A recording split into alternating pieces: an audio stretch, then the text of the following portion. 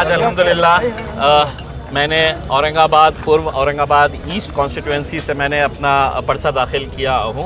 मैं सबसे पहले तो अल्लाह रब्बुल इज़्ज़त का शुक्रिया अदा करता हूँ, बैरिस्टर असदुद्दीन अवैसी साहब, अकबरुद्दीन अवैसी साहब का शुक्रिया अदा करता हूँ कि उन्होंने मुझे दोबारा यहाँ की आवाम की खिदमत करने का मौका दिया है।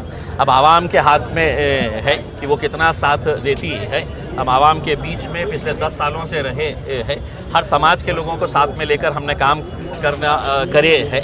अब इस बार विधानसभा का इलेक्शन आया है, बहुत सारी साजिशें हो रही है यहाँ पर कि कैसे ज़्यादा से ज़्यादा मुसलमान उम्मीदवार खड़े करके वोटों को बांटा जाए। और मैं ये ख़ास तौर से ये कहना चाहता हूँ कि भारतीय जनता पार्टी की हमेशा से ये साजिश रही है कि वो यहाँ पर जब चुनकर आते हैं तो वे विशेष तौर से मुसलमानों के कुछ लोगों को पकड़कर किसी को 5 लाख, किसी को 10 लाख, किसी को 20 लाख रुपए देकर वो खड़ा करते हैं ताकि वोटों का बंटवारा हो सके और वो अपनी सत्ता हासिल कर सके।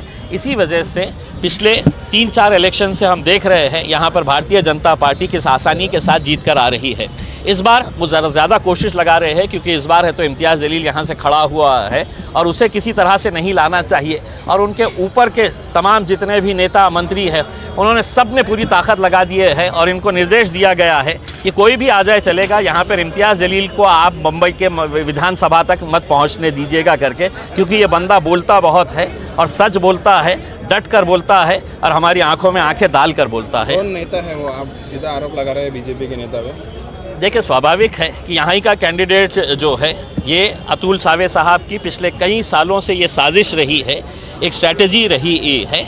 मेरे कितने ऐसे जान पहचान वाले लोग हैं जो मुझसे आकर कह रहे हैं कि साहब उनके लोग आए थे और उन्होंने कहा कि आप अगर खड़े रहना चाहते हैं तो हम आपको 5 लाख रुपये देंगे करके, किसी को 10 लाख रुपये देने की बात कही गई है।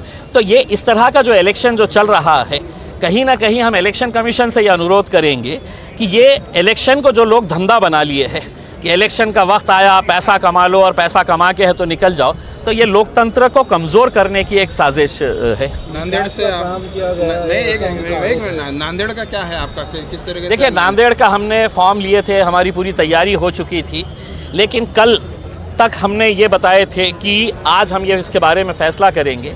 कल रात में हमें जब ये जानकारी मिली कि तकरीबन 25-30 लोग, ख़ास तौर से मुसलमान उसके अंदर, जिनको खड़ा करने की साजिशें चल रही है और इसमें अलग अलग 2-3 लोग इसके अंदर शामिल हैं जो अलग अलग इलाक़ों में जाकर मुसलमानों को ढूंढ रहे हैं कि भैया हम खड़े रहते हो क्या, हम देते हैं पैसा, हम चलाएंगे तुम्हारे को। तो तब पार्टी ने यह फ़ैसला किया है कि हम नांदेड़ नहीं बल्कि पूरी ताकत औरंगाबाद में लगाएंगे, औरंगाबाद पूर्व, औरंगाबाद मध्य और इसके अलावा जो हमारे 13-14 सीट्स पूरे महाराष्ट्र के अंदर हम खड़े कर रहे हैं, तो वो सीटों को जिताने के लिए हम मेहनत करेंगे। दूसरा ये है कि अब अगर इसके बाद किसी ने अगर हम पर ये इल्ज़ाम लगाया है कि MIM भारतीय जनता पार्टी की बी टीम है, तो हमारा जूता और उनका सर रहेगा, क्योंकि हम 288 सीटों के अंदर से 5 तक के भी हम सीट्स नहीं लड़ रहे हैं। इसमें हम इस बार पूरी कोशिश कर रहे हैं कि दोबारा ये हुकूमत सत्ता में आकर नहीं बैठना चाहिए और इसलिए कर रहे हैं कि जो हमारे नबी करीम सल्लल्लाहु अलैहि वसल्लम के ख़िलाफ़ जो गुस्ताखी किए हैं उनको ये दिखाएंगे कि तुम्हारी ताकत सरकार के ज़रिए हो सकती है, हमारी ताकत वोटों के ज़रिए हम दिखाएंगे। महाविकास आघाड़ी और महायुति रातों रात अपने कैंडिडेट बदल रही है, किस तरीके से आपको महाराष्ट्र की राजनीति जाती दिख रही है? खौफ, डर सता रहा है। तो 2 घंटे पहले किसी को अनाउंस करते हैं, फिर 2 घंटे के बाद उसको बदल देते हैं। ये सब साजिशें हो रही है और मैं आपको पूरी जिम्मेदारी के साथ ये कहता हूँ, इवन कांग्रेस के जो कैंडिडेट को बदला गया है वो यहाँ के एक मोटे नेता के दबाव में, जो कांग्रेस पार्टी का नहीं है बल्कि एक दूसरी पार्टी का नेता है, उसके दबाव के अंदर ये किया गया है। ठीक राजनीति है, सब अपने अपने खेल खेलते हैं, उन्होंने भी अपना खेल खेला है। जरांगे फैक्टर दिखेंगे आपको मराठवाड़ा के अंदर 48 सीटों पर? यकीनन जरांगे फैक्टर लोकसभा के अंदर बहुत प्रभावी साबित हुआ था। जरांगे फैक्टर की वजह से आज देखें पूरे मराठवाड़ा के अंदर मराठा समाज के खासदार चुनकर आए थे, MP चुनकर आए थे और यकीनन अभी भी समाज उनके पीछे पूरी ताकत के साथ खड़ा हुआ है। और जरांगे पाटिल से हम भी अनुरोध करेंगे कि इस बार वो भी हमें पूरा साथ दे और यहाँ से ना हमें महाविकास आघाड़ी ना महायुति, जो जरांगे साहब का कहना है कि मुझे नए लोग चाहिए जो जाकर वहाँ पर आवाज़ उठाए।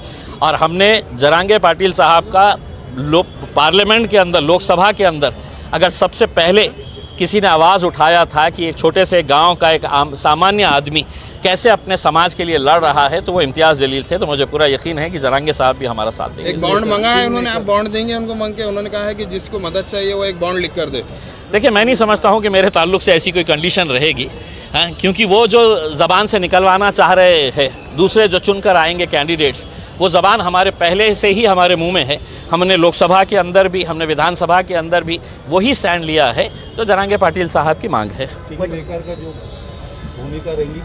देखिए, हमने पिछले 2-2.5 महीने से महाविकास आघाड़ी के पीछे पड़े थे कि हमें आप साथ में ले लीजिएगा, ताकि हम और आप मिलके एक फॉर्मिडेबल, एक फोर्स, एक बड़ी ताकत हम खड़े कर सकते हैं। उन्होंने दखल नहीं दी, लेकिन कहते हैं ना कि कहीं ना कहीं कुछ अच्छा होने वाला जब होता है ना, तो शायद 23 तारीख के दिन ऐसा मौका आ जाएगा कि इम्तियाज़ जलील और असदुद्दीन अवैसी साहब के घर के सामने महाविकास आघाड़ी के नेता खड़े रहेंगे कि भैया आपके इतने आमदार आए हुए हैं, आप हमारे सरकार के अंदर आप आइएगा करके। उसमें क्या भूमिका रहेंगे? किंग मेकर रहेंगे। जाएंगे क्या आप? किंग मेकर रहेंगे। हम साफ कह रहे हैं कि हमें महायुति नहीं चाहिए, हमें भारतीय जनता पार्टी, एकनाथ शिंदे और अजीत पवार नहीं चाहिए। अगर इज़्ज़त के साथ, सम्मान के साथ अगर बुलाएंगे तो यकीनन हम जाएंगे।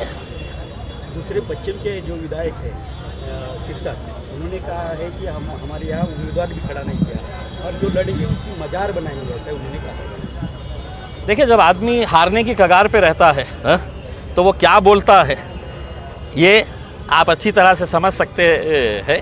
उनकी जो ज़बान है, वो जो जिस तरीके की बातचीत कर रहे हैं, इसका जवाब जो है वो 23 तारीख के दिन पता चल जाएगा कि किसकी मज़ार बनने वाली है करके। Thank you.